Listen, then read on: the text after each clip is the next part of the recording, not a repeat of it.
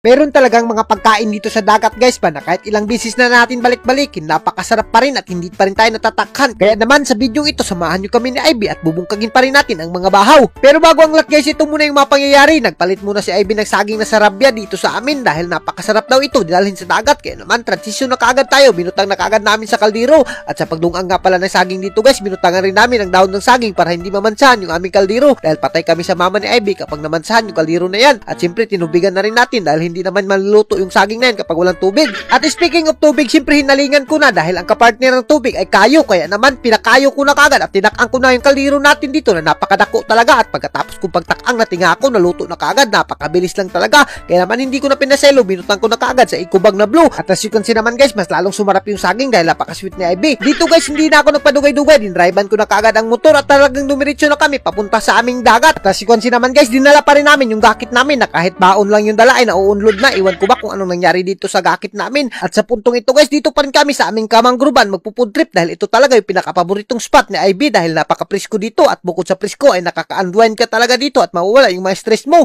At kaya naman dito hindi na ako nagpadugay-dugay, plinastar ko na kaagad yung ating gakit at kung nakikita yung gakit natin guba-guba na. Pero kahit guba-guba na tong gakit namin, pinagtsagaan pa rin namin ni Ivy dahil gagawin namin tong lamisa. At ayan na nga, nilatag na nga ni Ivy yung mga dala namin at mga baon namin na makinason. At speaking of kinason guys, kung nakikita nyo yung makinason na dala namin, naku, napakasarap niyan at for sure na mabubungkag lagi palagi yung mabahaw niyan guys. Kung nakikita nyo naman guys, talagang napakasarap niyan. At hindi pa rin namin yan papaseluin ni Ivy kahit kaming dalawa lang at bubungkagin pa rin natin yung mga bahaw at for sure na maglalaway na naman yung mga marites na manunood sa atin lalo na tong libuon na napakasarap naman talaga. Meron lang talaga akong chika sa inyo guys, ito pagpunta namin ng dagat dito, hindi talaga namin to plinanuhan ni Ivy at talaga mag-walking lang sana kami pero napagdesisyonan namin na dumiretso na lang ng dagat. Kaya naman ito yung nangyari guys, binungkag namin yung makinason at pati yung mga bahaw dito at for sure na maglalaway na naman yung mga marites na manunood dito sa atin. At siya nga pala guys, shoutout nga pala sa mga viewers natin na hindi nakakapanood sa ating mga video at sa mga solid followers natin na nagtatanong kapag nakikita kami na hindi na raw kami nagbablog. Actually guys, halos araw-araw talaga kami nagbablog ni Ivy at halos araw-araw kami nag-upload. Ang kaso nga lang guys, talagang hindi na nire-recommend ni Meta yung aming vlog. Iwan ko ba kung bakit. Pero guys, patuloy pa rin kami ni Ivy dito sa pagbungkag ng bahaw dahil ito naman yung lingaw-lingaw namin at dito kami nag-enjoy sa pagbablog at kahit walang viewers ay talagang nalilingaw pa rin kami. At shoutout na rin sa mga solid followers natin na palagi nakasubaybay sa atin. Mabuhay kayong lahat dyan mga idol hanggat gusto nyo. At sa puntong ito guys, pagkatapos naming humabhab ay talagang nagsahom-sahom na ako dito para mahilis yung ating kinason na kinakain. At hanggang dito na lang kami guys. At kung giganaan ka sa mga video namin, huwag mo nang kalimutan i-like and i-share para mas marami pa tayong food trip. Thank you and God bless you all. Mabuhay kayong lahat dyan mga idol hanggat gusto nyo.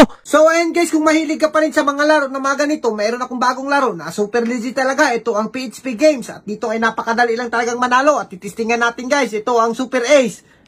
So ayun guys, mag-bet lang tayo dito ng 200 pesos at i-autoplay pa rin